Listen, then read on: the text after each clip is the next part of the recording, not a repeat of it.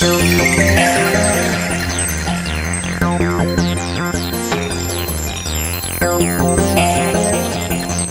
is up, Squared Nation? Welcome back to No Counters, No Combos, and today we're going to be talking some tech. So we're right around 2 weeks out from set 12. Not a lot has been changing with like the decks and the cards that you can play and stuff just to make it more techy.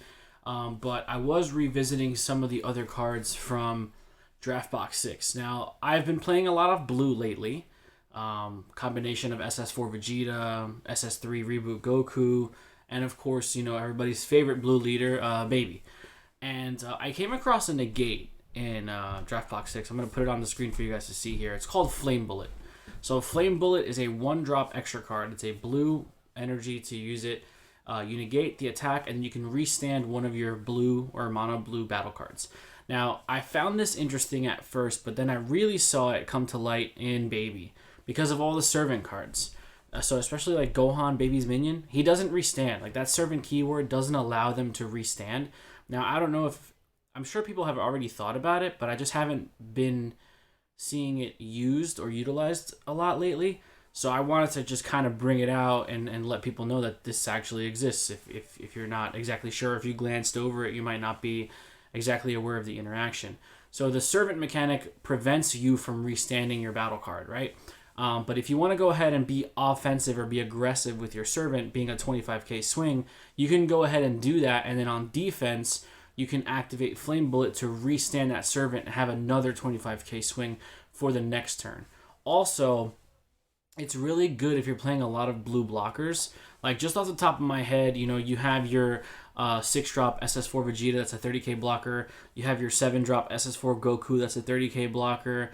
You have your 4-drop 20k expansion SS4 Vegeta, that's a 20k blocker. So there's a lot of blockers in blue also. So defensively, you can block, you get a negate to restand your blocker, and you get another block out of it. So for 1 energy, you get 3 defensive interactions there, which I think is really nice, you know, especially playing SS4 Vegeta, just teching in like 1 or 2 copies of it, you know, having blockers in my late game. It's nice to be able to have energy to do something because offensively, you're not really going to use it too much, especially in SS4 Vegeta when you're ramping. You're not going to be able to just tap everything out because sometimes you're just not going to have any plays and you want to keep open, you know, defensive energy naturally anyway. So having the access to Flame Bullet, being able to restand your blockers, in my opinion, I think is really good. I also like the fact that you can defensively stop an attack and then restand one of your big beefy attackers for the follow-up, especially if you're playing servants. Now, aside from Gohan, Baby's minion, I know there's a couple of other servant cards in the Baby deck, but I'm not sure if they're worth it being used offensively. I know Bola's a servant, there's a Bulma card, it's a servant, but I'm not exactly sure how strong they get. I know the 4-drop Vegeta, the counterattack that he comes in, he's a 4-drop 20k blocker, that's a counterattack. I know he's not a servant, so you won't get that benefit, but he's also a 20k blocker. So if you want to negate, if you still have energy open to negate with him, you can then go ahead, Flame Bullet. You could block with him before you Flame Bullet, and there's just infinite possibilities. An older blocker too, that a lot of people forget about are like the free blockers. You know, for blue you have Mai, for yellow you have Gine, for red you have I think it's Giru. For green, it was like a Rabanra, I think, from Tournament of Power. But if you're playing the free blue blocker, especially with the new Trunks leader, because it comes in for free, if you're able to block something and then combo out, you can restand it on the next attack to have a secondary blocker. So I just think it's a really interesting card, especially if you're naturally in blue, you're really good at resource management, you're really good at recycling your current energy and being able to reuse your energy for other combo pieces. Just in case you didn't want to go ahead and use like Dimension Magic, if you want a secondary negate, I think decks nowadays are usually running like their 4 main negates and then like 2 secondary negates. I've seen myself just kind of naturally doing that, like playing 4 of my mains and then just 2 other ones just to have them. So for blue, obviously your main negate is going to be Dimension Magic, but there's a lot of different secondary negates. Weeze Coercion is still really good. You can use Flame Bullet.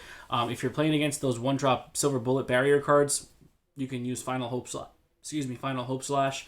So there's a lot of different cards in the blue color that can lend themselves for defense. Obviously, Senzu Bean's a really good card too, because if you get a negate out of it, then you can block and bean so that the blocker doesn't die and then restand it. There's just infinite defensive possibilities. I think, obviously, we all know from playing the game for as long as we have, blue has always been inherently a good defensive color. So just adding an extra layer to that, I think, is really, really nice. And Draft Box 6 was very under the radar, very low key. It didn't have quite the impact on the meta or the game itself like Draft Box 4 and Draft Box 5 did, but I think there's a lot of hidden gems in there that just aren't being utilized properly. That's the whole point of these Tech Talk segments. We already talked about some of the other cards from Draft Box 6. The whole point is to shine the light on cards that are being underutilized that might lend themselves to a very strong, potent strategy, so you can have an alternative way of doing things in case you don't have access to the card that you're really looking for, or you don't have the budget for the card that you're really looking for, right? So obviously there's a lot of expensive cards in Dragon Ball Super,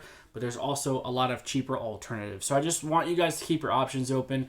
Definitely check it out. It's a rare from Draft Box 6. It might run you like a couple of bucks for a playset, but it's definitely a good card to pick up. If you guys did pick up your sealed Draft Box 6s, you might have pulled a couple of them in the packs anyways. So, you know, especially moving into a new meta with set 12 coming out, it's always good to look at the whole card pool before you narrow it down and see exactly what's going to be, you know, beneficial for you to play in a new format. So don't forget to like, share, comment down below. Let me know what you guys think about these Tech Talk videos and this card in specific. Please hit the notification bell so you can stay up to date with everything No Counters, No Combos. We'll see you guys in the next video. Be there or be squared.